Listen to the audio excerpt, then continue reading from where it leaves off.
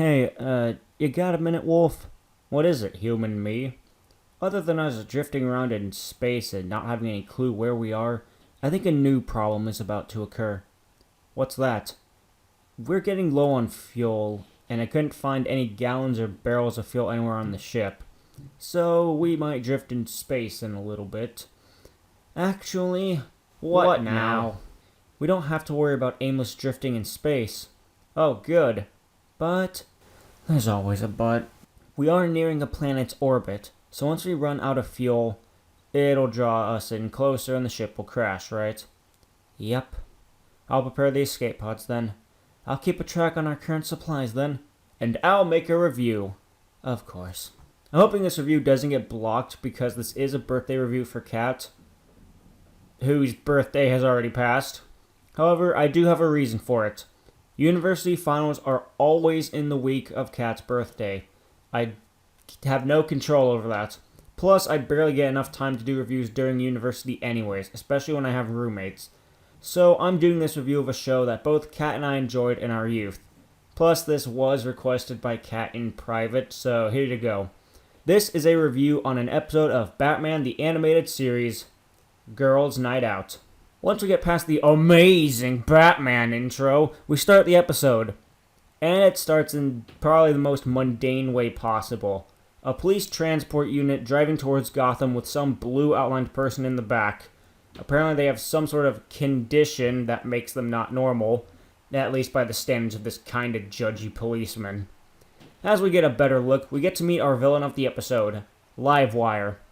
For those who don't know her, Livewire is a Superman villain who, according to Wikipedia, first appeared in the Superman the Animated Series before her first comic appearance in 2006.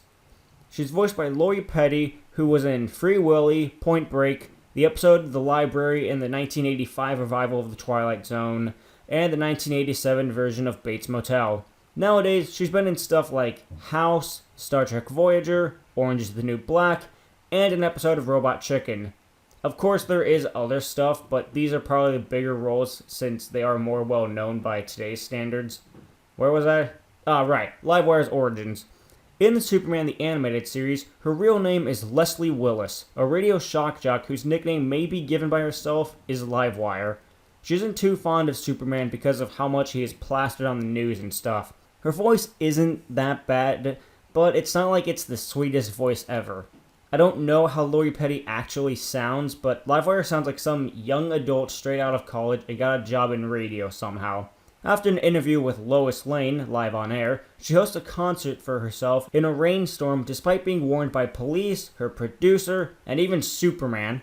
But of course, it goes bad and lightning strikes the machines, which flows through Superman as some current and then magically into Leslie, who gets whiter skin and blue hair because of the lightning. I doubt science can make sense of it, so I won't either. Despite being shocked by lightning, she survives it and blames Superman for her problem, leading her to discovering her powers as she fiddled with an electronic gadget thing in the hospital that don't really know what it is. And she proceeds to act like some rebellious teenager with electric powers. Are you done with her backstory now? Weren't you keeping track of our supplies or something? I did that already. Got everything on a nice list. Okay. Anyways, back to Batman the Animated Series. The transporter gets stopped by police who are organizing traffic because of some accident and talks about a downed power line. Of course, Livewire uses this and causes the vehicle to crash and break free.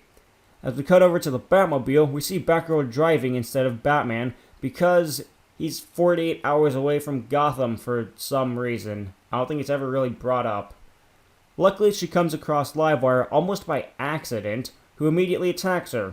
During this attack, Batman calls up Clark Kent's house only to be answered by Supergirl, or Kara, who, like most teen heroes, goes out to save the day in place of Superman. Batgirl, despite being electrocuted in a metal vehicle, escapes Livewire and the fight proceeds. Like Kara says, there's only so little to talk about during a fight scene aside from Livewire uses her powers, Batgirl evades and runs.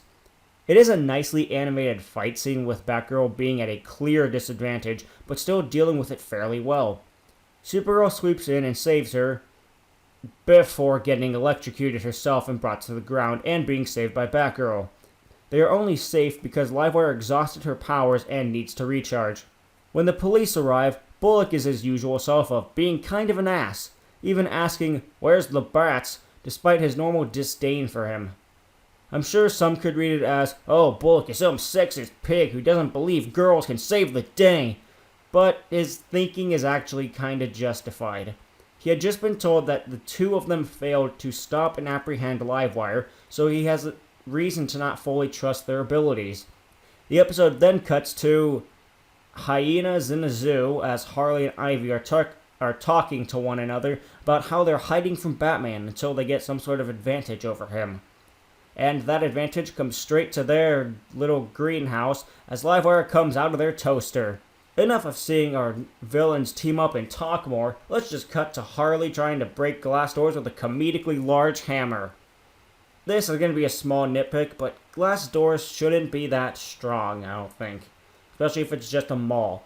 Bricks can easily break through them, so a large hammer used at carnivals should easily shatter that glass. Livewire easily removes the doors, and Ivy uses her sex appeal and music to deal with this one fat guard. Ivy and Livewire easily steal from the mall's ATMs since Harley sucks compared to the other two, as Livewire then assumes the leader position. I guess because she's the best one with her powers in this episode. High in the always night sky of Gotham, we get a bonding scene between the heroines as Supergirl flies Batgirl on her shoulders, and they once again just stumble their way over to where the villains are.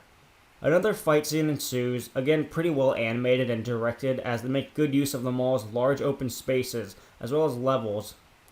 Batgirl uses science to ground Livewire, ground as in make her electric powers useless as they are affected by something that can't conduct electricity, but Ivy and Harley take care of Super and Batgirl and get Livewire back up and escape.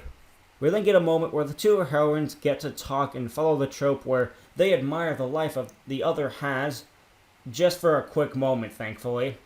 Our villainesses, whatever the term is, immediately ruin the Iceberg Lounge as two of them have superpowers and Penguin has gotten nothing over them. He doesn't stand a chance. Batgirl and Supergirl go to question the Penguin, who also doesn't believe that the two girls can handle the three villains. Again, he's kind of justified in his thinking, but I'll explain later.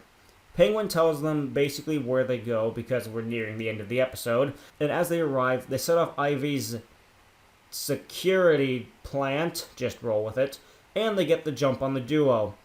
Though there is a small scene where Supergirl uses her X-ray vision to scope out the area, and Harley turns around and make a funny face at her. Which now leads to my question, do people know if X-ray vision from Superman or Supergirl is being used on them or not? Probably won't get an answer anywhere, but thought I'd bring it up. Another cool fight scene ensues where the environment is being used to the advantage and disadvantage of both sides. We also get a pretty violent death scene as Ivy's plant creatures burn to death on screen. Thankfully, they're only plant monsters and not people, I guess. And by the end, Bullock gives the duo some respect, though not credit for stopping Livewire, Quinn, and Ivy. So, what'd you think of this all-girls episode of a classic show that you loved? Is feminism something you can finally agree with, you sexist wolf? Where's this coming from? A small portion of the audience who gets triggered by people reacting negatively to girl power shows, literature, or movies? Well, to answer that, this episode is actually pretty good. Not great, but at least it isn't bad or painfully average. Sure, the older animation doesn't hold up as well as today, but that's because skills have evolved and changed. The plot was a standard plot for a Batman, Superman, or really any superhero show. A villain breaks out or escapes from police, causes havoc on the town, gets stopped, and that's really it. I know that's really stripping the bones from it, but it's true. How were the characters? Enjoyable.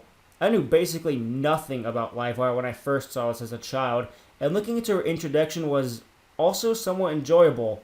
I actually did go to look at the Superman episode Livewire when she first appears.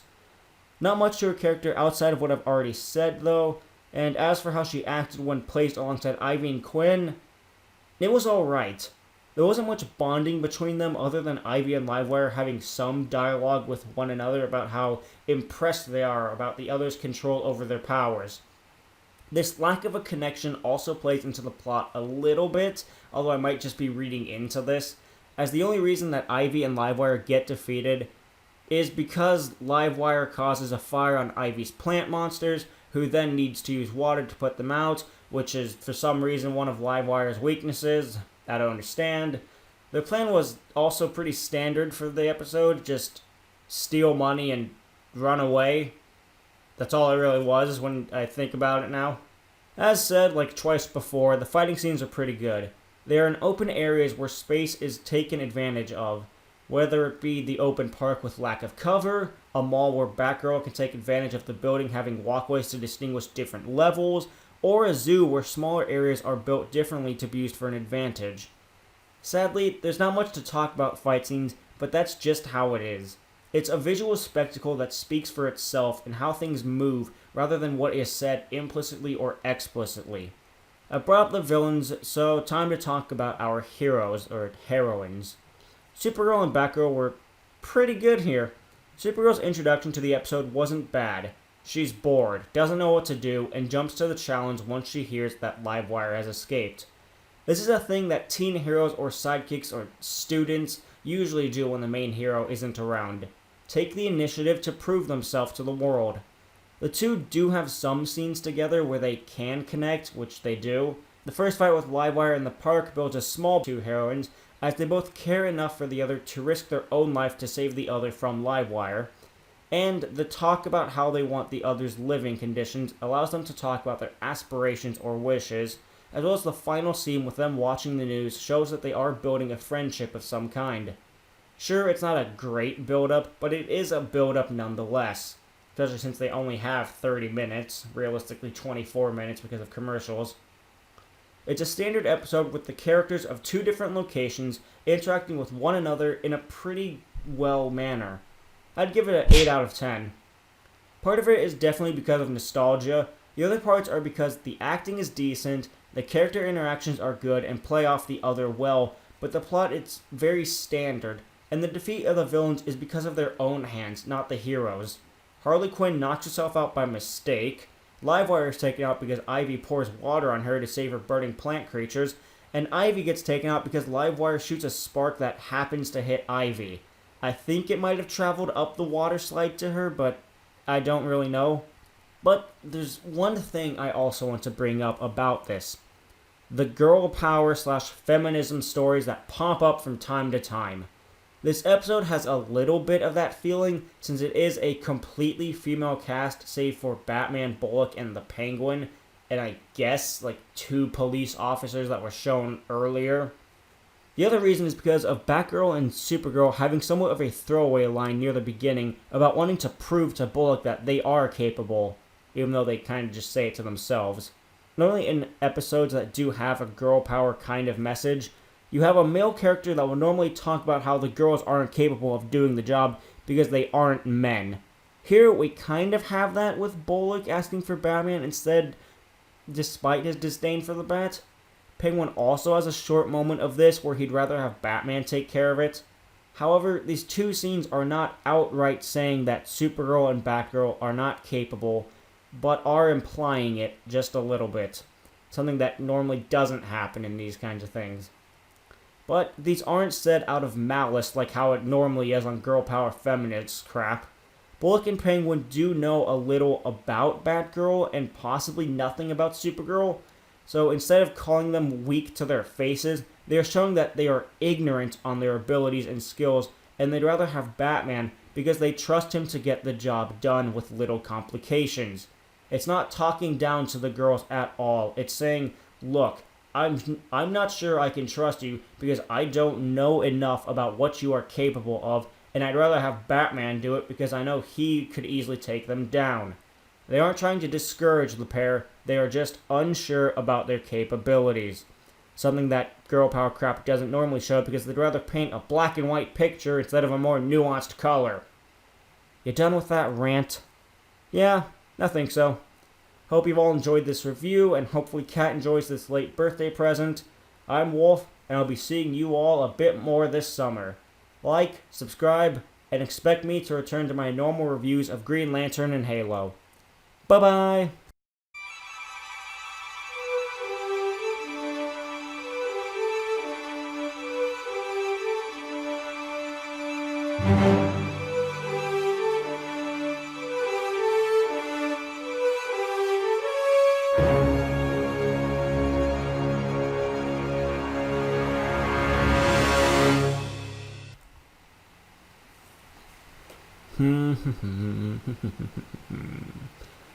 Do you expect them to care? Huh? Who's there? Please, don't tell me you've forgotten me already. Impossible. You should be dead? Please, I'll always come back for you, Wolf. So tell me, do you expect them all to care about your return? I don't know.